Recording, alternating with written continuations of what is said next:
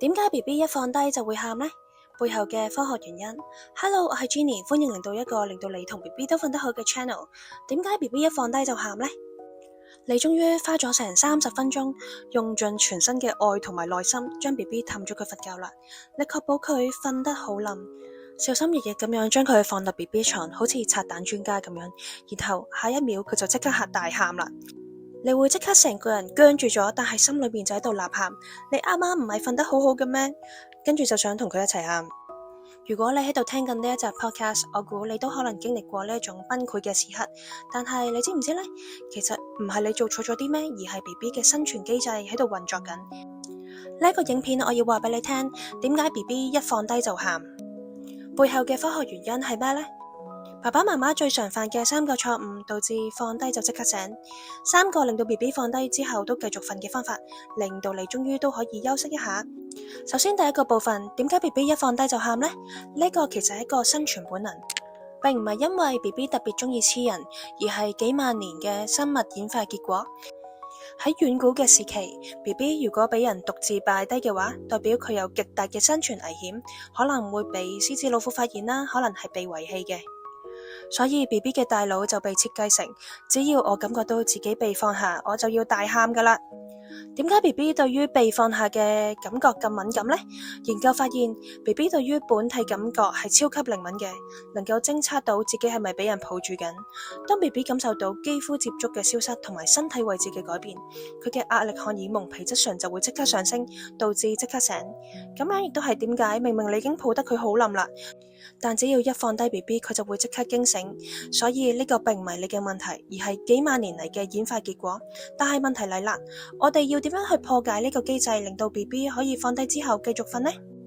第二個部分，爸爸媽媽最常犯嘅3個錯誤，導致放低就即刻喊。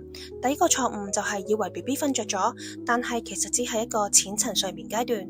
好多爸爸媽媽喺 BB 啱啱眯埋眼嘅時候呢，就急住放低佢，但係其實 BB 呢個時候仲未進入深度睡眠。解決嘅方法呢，係至少等10至15分鐘，確認 BB 進入咗深層睡眠，用手指輕輕督佢嘅手都唔會即刻有反應嘅。第二個錯誤就係動作太快，由抱住到放低變化太大。如果你直接由垂直抱住到佢平躺放低， BB 就會立即啟動一個驚嚇反射。解決方法呢，就係改成側放，然之後慢慢轉正，等佢唔會感覺到好大嘅落差。第三個錯誤呢，就係放低之後呢，就即刻走啦。好多爸爸媽媽放低咗 BB 之後呢，就即刻縮開隻手，結果BB 就會突然之間覺得媽咪唔見咗就喊啦。咁所以咧，解決方法就係放低隻手，手首先喺佢個身上輕輕咁樣按住1-2分鐘，等佢感覺你仲喺度嘅。但最終其實都係安全感嘅問題。抱睡當刻係非常之有安全感嘅，但係喺睡眠周期轉換嘅期間，安全感就唔見咗啦。要俾 BB 自己學習自行入睡，係解決安全感不足嘅最好方法。當 BB 學識咗自己平靜入睡，而且自己平靜咁樣醒來嘅時候，笑笑口，亦都就係佢安全感最充足嘅時候啦。而且呢個過程就只需要14日。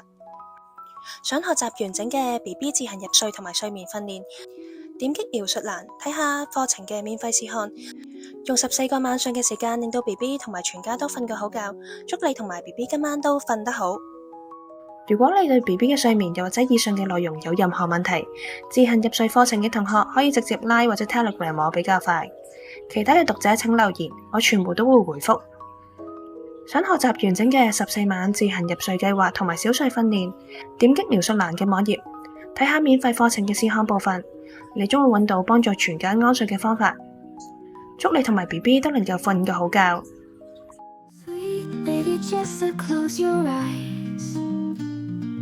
Stars are dancing in the skies. Mommy, Jenny's here with you. Dreams so lovely, dreams so